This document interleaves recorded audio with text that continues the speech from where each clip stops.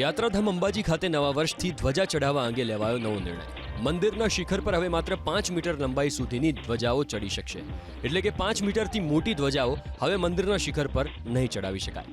જો કે આ ધ્વજાઓ માટે મંદિર પ્રશાસને વૈકલ્પિક વ્યવસ્થા કરી છે. આ 52 ગજની મોટી ધ્વજા માતાજીના ચરણોમાં સમર્પિત કરવામાં આવશે. અંબાજી મંદિરના શિખર પર મુખ્યત્વે 52 ગજની ધ્વજા લહેરાતી હોય છે, પણ આ ધ્વજા લાંબી હોવાથી તેની મર્યાદા નહોતી જળવાઈ શકતી. જમીનને પણ સ્પર્શ કરતી હતી. આ ઉપરાંત મંદિરના શિખર પર આવેલો ધ્વજદંડ પણ 15 થી 17 વર્ષ જૂનો થઈ ગયો હોવાથી ઘસાઈ ગયો હતો.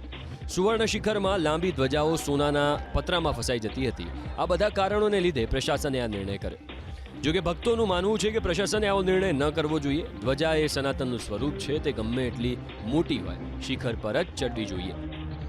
વિવિધ સાઈઝની ધજાઓનું આરોહણ કરવામાં આવતું હતું. એને કારણે સમાનતા નહોતી જળવાતી અને મોટી ધજા હોય તો છેક મંદિર પ્રાંગણમાં નીચે ટચ થતી હતી. એને કારણે ધાર્મિક લાગણીને પણ થોડીક ઠેસ પહોંચે લોકોની. આ સિવાય જે સુવર્ણ શિખર છે આપણું, એના જે પતરા છે સુવર્ણના, એમાં પણ ધજાઓ મોટી ધજાઓ ફસાય, એને કારણે એને પણ થોડુંક નુકસાન ઉખડવાનો સંભવ રહેલો છે. આ બધી બાબતોને કારણે એક સમાનતા જળવાય એ બાબતે આરાસુરી અંબાજી માતા દેવસ્થાન ટ્રસ્ટ દ્વારા નક્કી કરવામાં આવ્યું છે કે ભાઈ આજથી એ દરેક ધજા 5 મીટરની જ આપણે મંદિર ઉપર મુખ્ય શિખર ઉપર ચડાવીએ તો એક સમાનતા જળવાય અને બીજા પ્રશ્નો બીજું કંઈ પ્રશ્નો ઊભો ન થાય.